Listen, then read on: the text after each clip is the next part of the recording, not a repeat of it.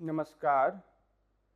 आज से हमारे इस पाठ्यक्रम का 10वां सप्ताह शुरू हो रहा है और इस सप्ताह हम लोग जिन विषयों का अध्ययन करने जा रहे हैं वह है ध्वनि संप्रदाय और ध्वनि संप्रदाय से संबंधित विभिन्न उसके पक्ष, उसको हम जानेंगे। और फिर इस सप्ताह ही हम वक्रोक्ति संप्रदाय का अभिप्राय जानेंगे और वक्रोक्ति संप्रदाय के सिद्धांत, उनके आचार्यों के अभिमत आदि से परिचित होंगे। तो आज के इस व्याख्यान में जिस विषय को हम जानना शुरू करने जा रहे हैं, जिस विषय को हम जानेंगे वह है ध्वनि संप्रदाय। इसमें पहले तो हम ध्वनि का अर्थ समझेंगे, ध्वनि का अभिप्राय जानेंगे और फिर ध्वनि के स्वरूप की विवेचना करेंगे। तो ध्वनि का अर्थ, ध्वनि का अभिप्राय और ध्वनि का स्वरूप, यह हमारे आज के इस व्याख्यान का विषय है। सामान्य व्यवहार में, जिस लौकिक व्यवहार में कानों को सुनाई पड़ने वाले नाद को ही ध्वनि कहा जाता है। जब भी हम ध्वनि कहते हैं तो उसका सीधा अर्थ होता है वह नाद जो हमारे कानों में सुनाई पड़ता है। पर काव्य शास्त्र में ठीक इसी अर्थ में ध्वनि का प्रयोग नहीं होता है। काव्य शास्त्र में वाच्यार्थ से अधिक रमणीय, चमत्कारक व्यंग्यार्थ को ध्वनि कहा गया है। वह चमत्कारक होता है, इसलिए वाच्यार्थ से अधिक रमणीक भी होता है, अधिक रमणीय भी होता है।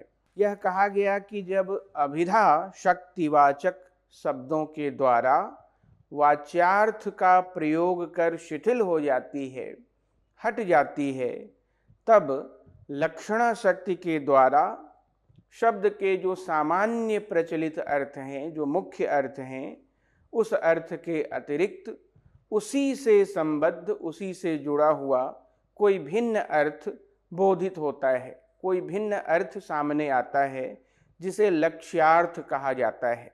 पर एक तीसरी स्थिति भी होती है। एक स्थिति ऐसी भी आती है जब अभिधा और लक्षणा, ये दोनों शब्द शक्तियाँ अर्थबोध कराने के बाद असमर्थ हो जाती हैं, फिर भी उसमें से अर्थ द्योतित करने की क्षमता बची रहती है। तो वह जिस शब्द शक्ति के कारण है वह व्यंजना शब्द शक्ति कहा गया है। और ऐसी स्थिति में इस तृतीय शब्द शक्ति, जिसे व्यंजना कहा गया, उस व्यंजना के द्वारा व्यंग्यार्थ का बोध होता है। और यही जो व्यंग्य है, जिसकी प्राप्ति व्यंग्यार्थ से होती है, उसे ध्वनि का प्राण तत्व कहा गया है। ध्वनि शब्द ध्वन धातु में ई प्रत्यय लगाने से निष्पन्न होता है। ध्वन धातु में ई प्रत्यय लगने से ध्वनि शब्द की व्युत्पत्ति होती है। और इस ध्वनि शब्द का काव्य शास्त्र में जिस अर्थ में हम प्रयोग करते हैं, उससे मिलते जुलते अर्थ में प्राचीनतम प्रयोग अथर्ववेद में जो लोक प्रचलित ध्वनि शब्द है, उस अर्थ में मिलता है। जो आलंकारिक आचार्य हुए हैं, अलंकार को जिन्होंने मुख्य माना है, ऐसे आचार्यों ने ध्वनि का प्रयोग 5 अर्थों में किया है। पहला अर्थ बताया, ध्वन्यति यह व्यंजकः शब्दः सह ध्वनि। ध्वन्यति यह व्यंजकः शब्दः सह ध्वनि। इसका अभिप्राय यह हुआ कि उस व्यंजक शब्द को ध्वनि कहते हैं जो ध्वनित हो या ध्वनित कराए। शब्द पर यहाँ बल है। उस व्यंजक शब्द को ध्वनि कहते हैं जो ध्वनित करे या ध्वनित कराए। पर एक दूसरा अर्थ यह किया गया कि ध्वनति ध्वन्यति वा यह स व्यंजकः अर्थः सह ध्वनि। वह व्यंजक अर्थ ध्वनि है जो ध्वनि करे या कराए। पहले वाले अर्थ में उस शब्द को ध्वनि कहा गया जिससे व्यंजकता उत्पन्न होती है। पर अभी जो अर्थ कहा जा रहा है उसमें उस अर्थ पर बल है जिससे व्यंग्य उत्पन्न होता है, जिससे व्यंजकता आती है। ध्वनति ध्वन्यति वा यह सह व्यंजकः अर्थः ध्वनिः। ऐसा कहते हुए उस अर्थ पर बल है, वह अर्थ केंद्र में है जो ध्वनि कराता है या ध्वनि करता है। तीसरा अर्थ इस ध्वनि का यह बताया गया आचार्यों के द्वारा, ध्वन्यते इति ध्वनि, जो ध्वनित हो उसे ध्वनि कहते हैं। इसका अर्थ यह हुआ कि यहाँ रस, अलंकार और वस्तु, ये तीनों ध्वनि के अंतर्गत आ जाते हैं, क्योंकि ये ही तीनों तत्व हैं जो ध्वनित होते हैं, जो प्रकट होते हैं। तो इस तरह से ये तीन अर्थ हुए। चौथा अर्थ किया गया ध्वन्यते अनेन इति ध्वनिः। अब यह इस तीसरे अर्थ से भी थोड़ा भिन्न होता है। इसमें यह कहा जा रहा है कि इसमें शब्द एवं अर्थ के व्यापार, अभिधा, लक्षणा एवं व्यंजना शक्ति का बोध होता है। इसका अर्थ यह हुआ कि जिस शब्द शक्ति के द्वारा ध्वनि उत्पन्न हो रही है वह शब्द शक्ति ही ध्वनि है। ध्वन्यते अनेन इति ध्वनिः, वह शब्द शक्ति ही ध्वनि है जिससे व्यंजना शक्ति का बोध हो रहा है। और पांचवा अर्थ यह किया गया कि ध्वन्यते अस्मिन्निति ध्वनिः, उस काव्य को ध्वनि कहते हैं जिसमें वस्तु, अलंकार एवं रस ध्वनित हो रहे हैं, वह संपूर्ण काव्य ही ध्वनि है। तो इस तरह से इन पांच अर्थों में, इन पांच अभिप्रायों में काव्य शास्त्र में ध्वनि शब्द का प्रयोग मिलता है। इस प्रकार संक्षेप में यह कह सकते हैं कि ध्वनि शब्द पांच अर्थों में प्रयुक्त हुआ है।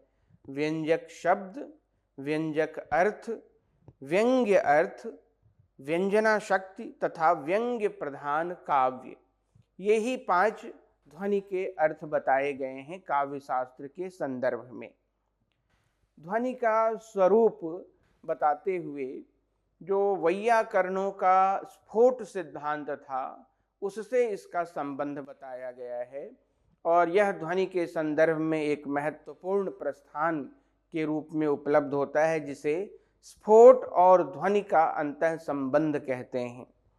यह कहा गया कि ध्वनि मूलतः वैयाकरणों के यहाँ उपजा है, वैयाकरणों के यहाँ पहली बार इसकी धारणा मिलती है और फिर बाद में साहित्य शास्त्र, काव्य शास्त्र में इसका अभिग्रहण होता है।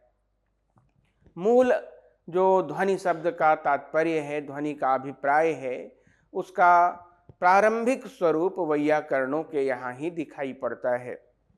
साहित्याचार्यों ने बाद में वैयाकरणों से अलग और विशिष्ट होकर इस ध्वनि तत्व की ऐसी विशद विवेचना और स्थापना की है कि ध्वनि ही काव्य में प्रधान मानी जाने लगी।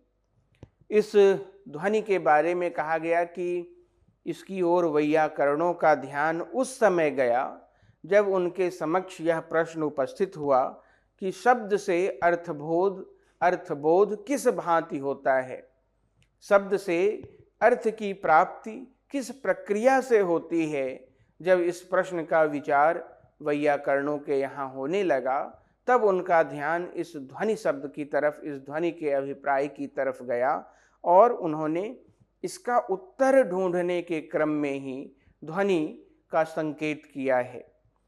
शब्द से अर्थोपलब्धि कैसे होती है, शब्द का कौन सा अंश अर्थबोध कराता है, शब्द का आद्य अंश अर्थबोधक है या अंत्य अंश अर्थबोधक है या फिर उभय अंश, पूरा शब्द, समग्र शब्द ही अर्थबोधक है, यह एक जटिल प्रश्न बनकर वैयाकरणों के समक्ष उपस्थित हुआ था। और इस प्रश्न का समाधान ढूंढने के क्रम में ध्वनि सिद्धांत का मूल प्रारंभ होता है।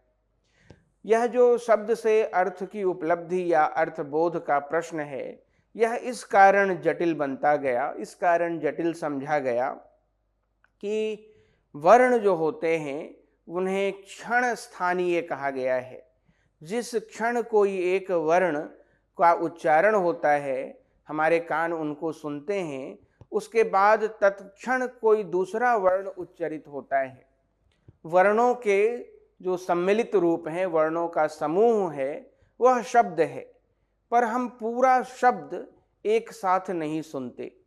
सुनने के क्रम में एक एक वर्ण आगे पीछे आते रहते हैं। तो यह एक जटिल समस्या थी कि सुनते तो हम वर्ण हैं एक के बाद एक, पर उससे हम अर्थबोध कैसे कर पाते हैं। एक वर्ण कहा गया कि कुछ क्षण, 2 क्षण से भी अधिक टिक नहीं सकता, तो अर्थबोध का कारण, अर्थबोध का सहायक वह कैसे हो सकता है। यह जटिल प्रश्न बनता गया और इस जटिल प्रश्न का समाधान ढूंढने की ओर ही वैयाकरण प्रवृत्त हुए थे।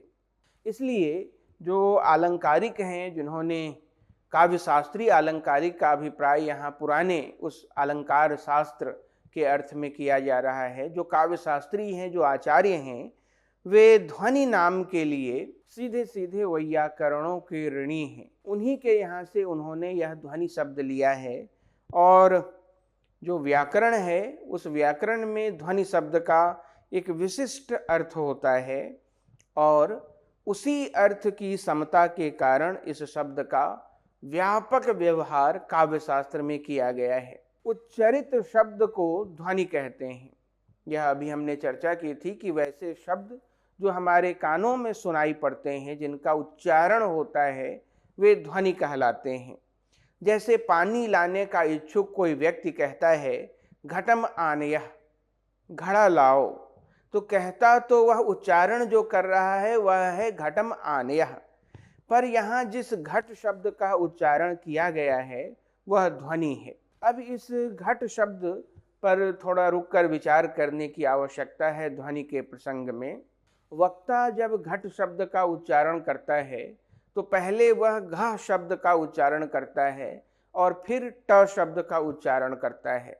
जैसे यदि कहना हो कमल, इस शब्द का उच्चारण करना हो तो पहले हमारे मुख विवर से उच्चारण यंत्र से क वर्ण का उच्चारण होता है, फिर म वर्ण का उच्चारण होता है और फिर ल वर्ण का उच्चारण होता है।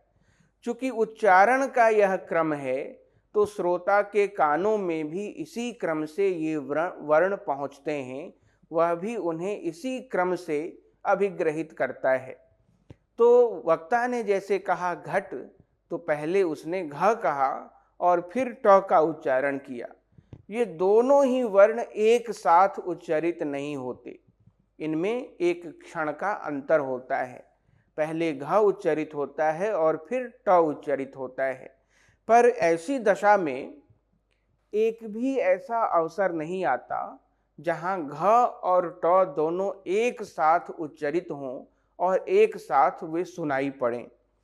तब ऐसा कैसे होता है कि सुनने वाला अलग अलग घ सुन रहा है और अलग अलग ट सुन रहा है, पर अर्थ करने के आधार पर, अर्थ करने के समय वह इन दोनों वर्णों को मिलाकर घट शब्द का अभिप्राय ग्रहण करता है। यह जब अवसर ही नहीं आता कि ये दोनों वर्ण एक साथ उच्चरित हों, तब इन वर्णों के समुच्चय को सुनकर जो सामूहिक अर्थ, जो सामूहिक शब्द है वर्णों का, उससे अर्थ किस तरह प्राप्त होता है, यही समस्या वैयाकरणों की थी। इस त्रुटि को, इस समस्या को दूर करने के लिए वैयाकरणों ने एक नित्य शब्द की कल्पना की है और कहा कि वह जो नित्य शब्द है वह सदा विद्यमान रहता है और ध्वनि के द्वारा उसी की अभिव्यक्ति होती है। इस नित्य शब्द से अर्थ फूटता है और इसी का नाम स्फोट है। स्फुटति अर्थः अस्माद् इति स्फोटः। यह जो नित्य शब्द है, चूंकि वह निरंतर विद्यमान रहता है, इसलिए ध्वनि के द्वारा वह नित्य शब्द ही अभिव्यक्त होता रहता है। इसलिए वैयाकरणों ने 2 प्रकार के शब्द माने। एक को तो उन्होंने कहा नित्य शब्द और दूसरा अनित्य शब्द। वर्ण रूप में अलग अलग वर्णों के सुनने के क्रम में जो शब्द कानों को सुनाई पड़ता है वह होता है अनित्य शब्द।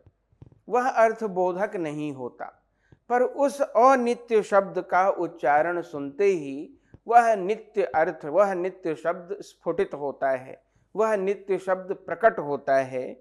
इस उच्चरित वर्णात्मक अनित्य शब्द से नित्य ध्वनि रूप शब्द ही व्यंग्य होता है। मुख्य विषय यह है। वैयाकरणों का भी समाधान यही है और ध्वनि संप्रदाय के आचार्यों की भी मूल मान्यता यही है कि उच्चरित वर्णात्मक अनित्य शब्द से नित्य ध्वनि रूप शब्द ही व्यंग्य होता है।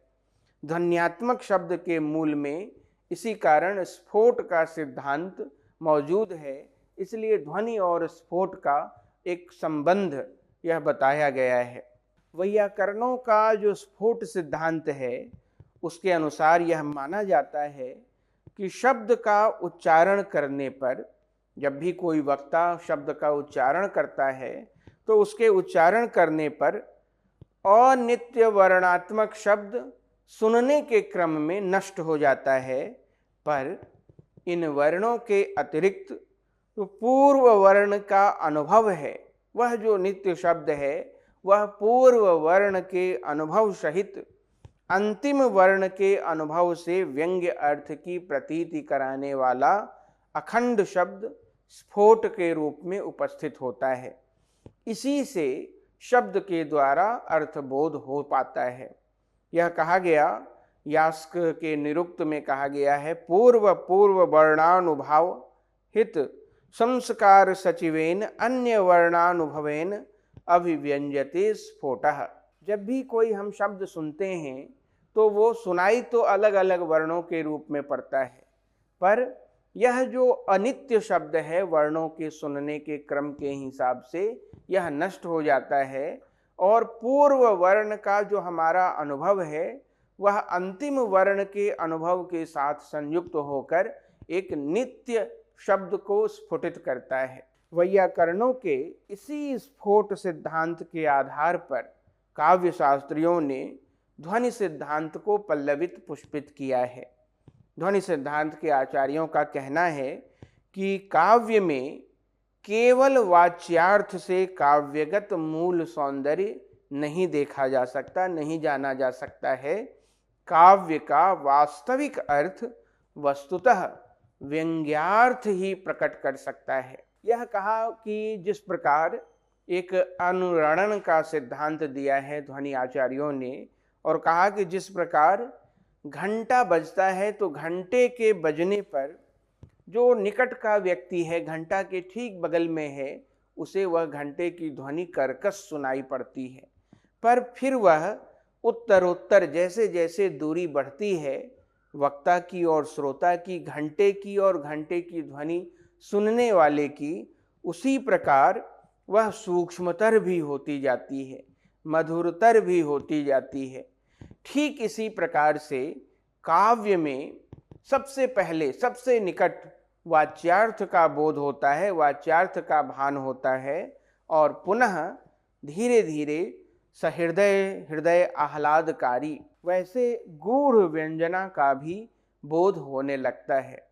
तो घंटे की ध्वनि पहले कर्कश लगती है, पर दूरी बढ़ने के साथ वह मधुर होती जाती है, सूक्ष्म होती जाती है। एक मुहावरा ही है, दूर का ढोल सुहाना लगता है।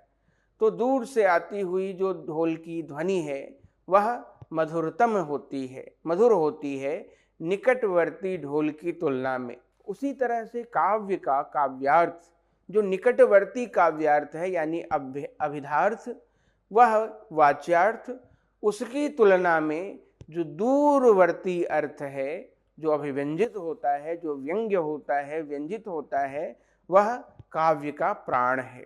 इसके लिए ये जो काव्य शास्त्री थे उन्होंने कहा कि अनित्य ध्वनि का काम इतना ही है कि वह स्फोट की अभिव्यक्ति मात्र कर देती है। अनित्य ध्वनि का, अनित्य जो शब्द है उसका एक ही प्रयोजन है कि वह स्फोट कर दे, वह उस नित्य शब्द तक पहुंचा दे श्रोता को, और उसके बाद उस नित्य शब्द का अपनी प्रक्रिया शुरू होती है। इस प्रकार ध्वनि से अर्थ की उत्पत्ति न होने पर भी स्फोट चूंकि प्रकट हो जा रहा है उसकी आवश्यकता पड़ती ही है। इस रीति से ध्वनि का काव्य शास्त्र में जो अर्थ हो सकता है वह हुआ अभिव्यंजक शब्द। अभिव्यंजक शब्द ध्वनि होता है, उसकी आवश्यकता पड़ती है, क्योंकि उसी शब्द से वह जो अर्थ व्यंजित होना है वह व्यंजित हो पाता है। जो काव्य शास्त्री हैं उन्होंने इसी ध्वनि शब्द को ग्रहण कर अपने काव्यशास्त्र में, अपनी धारणाओं में, अपने सिद्धांतों में प्रयुक्त किया है, परंतु उन्होंने इसके इस सीमित अर्थ को बहुत विस्तृत कर दिया है। वैयाकरणों के यहाँ और आरंभिक काव्यशास्त्रियों के यहाँ ध्वनि मूलतः अभिव्यंजक शब्द के लिए सीमित थी, वहाँ बाद के आचार्यों की विवेचना के क्रम में वह अभिव्यंजक अर्थ के लिए भी प्रयुक्त होने लगी। अभी हमने चर्चा की थी कि ध्वनि शब्द के काव्य शास्त्र में 5 तरह के प्रयोग मिलते हैं। तो आरंभ में वैयाकरणों के यहाँ से लेकर और आरंभिक काव्य शास्त्रीय आचार्यों के यहाँ वह जो अभिव्यंजक शब्द है उस अभिव्यंजक शब्द तक सीमित था उसका अर्थ, पर बाद के आचार्यों तक आते आते वह अभिव्यंजक अर्थ का भी बोध कराने लगा। तो ध्वनि शब्द कहते ही अभिव्यंजक शब्द और अभिव्यंजक अर्थ इन दोनों का बोध होता है। आनंदवर्धन ने ध्वन्यालोक नाम का ग्रंथ रचा है, ध्वनि संप्रदाय के प्रवर्तक माने जाते हैं। उन्होंने ध्वनि का स्वरूप प्रस्तुत करते हुए कहा कि जहाँ वाच्य अर्थ और वाचक शब्द, जो शब्द का निकटवर्ती अर्थ है उसे ही वाच्य अर्थ कहते हैं, तो कहा आनंदवर्धन ने कि जहाँ वाच्य अर्थ और वाचक शब्द अपने अपने अस्तित्व को गौण बनाकर, महत्वहीन बनाकर विशिष्ट अर्थ को प्रकट करते हैं, वह अर्थ ध्वनि कहलाता है। इसका स्पष्ट अर्थ है कि आनंदवर्धन जो कहना चाहते हैं, उनका अभिप्राय है कि जो अर्थ वाच्य अर्थ से अलग होता है वही ध्वनि है। जो वाच्य अर्थ से भिन्न अर्थ आ रहा है, आनंदवर्धन की दृष्टि में वही ध्वनि है। वह उस वाचक शब्द को ध्वनि नहीं कहते। उस वाचक शब्द से जो अर्थ आ रहा है, जो वाच्य अर्थ से अलग है, उस अभिधार्थ से अलग है, उस लक्ष्यार्थ से भिन्न है, उस भिन्न अर्थ को आनंदवर्धन कहते हैं कि वही ध्वनि है। इसका उदाहरण प्रस्तुत किया है, कई उदाहरण दिए हैं आनंदवर्धन ने। एक उदाहरण उन्होंने दिया और कहा कि जिस प्रकार अंगना के सुंदर अंग और उनसे फूटता हुआ लावण्य भिन्न भिन्न पदार्थ हैं, उसी प्रकार महाकवियों की वाणी में प्रसिद्ध अवयव, काव्य के विभिन्न तत्व और उनसे अभिव्यक्त प्रतीयमान अर्थ भी भिन्न भिन्न होता है। यह कहा आनंदवर्धन ने कि सुंदरियों का सौंदर्य उसके विभिन्न अवयवों से सुगठित होकर दिखाई पड़ता है, पर सुंदर स्त्री को भी हम लावण्यमयी कहेंगे तो वह लावण्य किस तत्व में है यह निश्चय नहीं किया जा सकता। लावण्य किस शरीर के अंग सौष्ठव में, अंग विशेष में कहाँ पर है, किस तत्व में हम उस लावण्य को ढूंढेंगे यह नहीं कहा जा सकता। वह एक फूटता हुआ सौंदर्य है। सुंदर से सुंदर स्त्रियों में लावण्य नहीं भी हो सकता है, और जिस अर्थ में हम कुरूप कहते हैं और सुंदर स्त्रियां कहते हैं, वहाँ भी लावण्य की उपस्थिति हो सकती है। तो यह जो लावण्य है उसे कहा आनंदवर्धन ने कि वह अंगना के सुंदर अंग और उनसे फूटता हुआ यह जो लावण्य है, ये दोनों अलग अलग होते हैं। प्रतीयमानम पुनरन्य देव वस्तव स्तिवाणी सुमहाकवीनाम यत्तत् प्रसिद्धावय वातिरिक्तम विभाति लावण्यमिवांगनासु, विभाति लावण्यमिवांगनासु। यह कहा उन्होंने कि जो अंगना है, सुंदरियां हैं, उनका सौंदर्य भिन्न है पर लावण्य भिन्न है। उसी तरह जो काव्य है उसके विभिन्न अवयव भिन्न हैं, पर उनसे जो प्रतीयमान अर्थ की प्रतीति होती है वह भिन्न है, और वह भिन्न प्रतीयमान अर्थ ही ध्वनि है, ऐसा आनंदवर्धन का मानना है।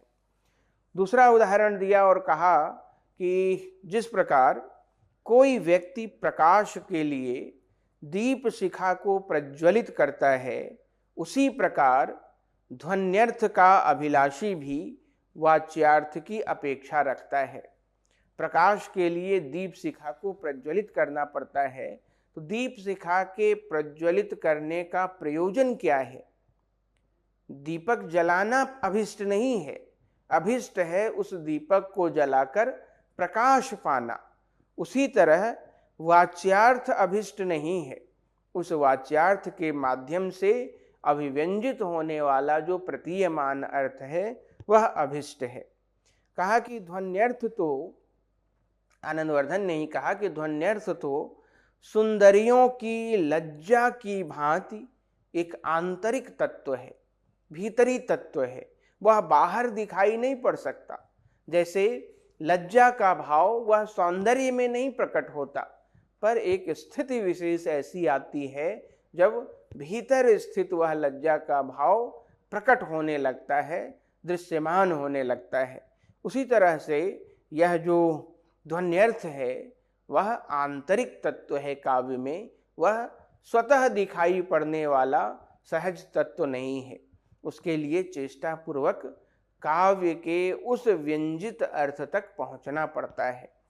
तो ये जो उदाहरण दिए हैं आनंदवर्धन ने, इन तीनों उदाहरणों से यह निष्कर्ष निकलता है कि ध्वनि शब्दार्थ नहीं है, ध्वनि शब्दार्थ से भिन्न तत्व है। और दूसरा निष्कर्ष यह निकलता है कि ध्वनि लावण्य, लज्जा आदि के समान एक आंतरिक तत्व है, एक भीतरी तत्व है, वह बाहर दिखाई नहीं पड़ता। और तीसरा अर्थ हुआ कि शब्दार्थ छोड़ नहीं सकते, शब्दार्थ साधन है उस दीप शिखा की तरह जो साधन है प्रकाश का। उसी तरह शब्दार्थ सर्वथा त्याज्य नहीं है, शब्दार्थ आवश्यक है, शब्दार्थ ही साधन है। पर साध्य क्या है? तो आनंदवर्धन कहते हैं कि साध्य ध्वनि है। इस तरह से ये तीन मुख्य धारणाएं ध्वनि संप्रदाय के प्रवर्तक आनंदवर्धन की तरफ से प्रस्तावित की गई हैं कि ध्वनि शब्दार्थ से भिन्न तत्व है, ध्वनि लावण्य, लज्जा आदि की भांति एक आंतरिक तत्व है, और शब्दार्थ साधन है, ध्वनि साध्य है। यह जो ध्वनि है, इसलिए आनंदवर्धन ने कवि की उपमा सरस वसंत से दी है, और एक उपमा की तरह एक उदाहरण से उन्होंने ध्वनि का महत्व स्पष्ट किया है। कहा है कि वसंत के आगमन से प्रकृति में नए नए परिवर्तन उपस्थित होते हैं। वृक्ष वही रहते हैं, वैसे ही पुराने वृक्ष, नए वृक्ष नहीं आ जाते, पर उन वृक्षों का ही नवीन स्वरूप उपस्थित होता है। उन्हीं वृक्षों में नूतन रक्त वर्ण के पल्लव हमारे प्यासे नेत्रों को तृप्त करते हैं। वे शाखाएं हरी भरी सी दिखाई पड़ती हैं। मंजरी का सौरभ अलीगन के रसिक मन को अपनी ओर खींच लेता है। पर वृक्षों में यह जो चमत्कार है, यह जो नयापन है, नूतन चमत्कार है, यह किस तरह से आया है? कौन है इस चमत्कार का कारक? और कहा आनंदवर्धन ने कि वह वसंत है। और उदाहरण, इस उदाहरण के साथ उन्होंने बताया कि उसी तरह से कवि भी रस के द्वारा चमत्कार पैदा कर पुराने भावों में नवीनता भर देता है। भाव पुराने ही रहते हैं, पर उन्हें वह नया कर देता है, नवीन कर देता है, पुनर्नवा कर देता है। वह कहीं शब्द को बदल देता है, कहीं नया अर्थ भर देता है, और उसके केवल ऐसा कर देने से ही जो पुराने भाव चित्र हैं वे अनोखे हो जाते हैं। ध्वनि का यही चमत्कारी फल है, ध्वनि का यही अभिष्ट है। कहा उन्होंने ध्वन्यालोक में, दृष्ट पूर्वा अपि ह्यर्थाः काव्ये रस परिग्रहात् सर्वे नवा इवा भांति मधुमास इव द्रुमाः। जैसे मधुमास में पुराने द्रुम नए हो जाते हैं, उनका नवीन स्वरूप दिखाई पड़ता है, वैसे ही कवियों के यहाँ कवि चेष्टा से वे ही पुराने भाव शब्द बदल जाने से, उन शब्दों के नए नए अर्थ बोध होने की क्षमता उत्पन्न होने से सरस हो जाते हैं, हृदयग्राही हो जाते हैं। और यही ध्वन्यर्थ का अभिप्राय है। धन्यवाद।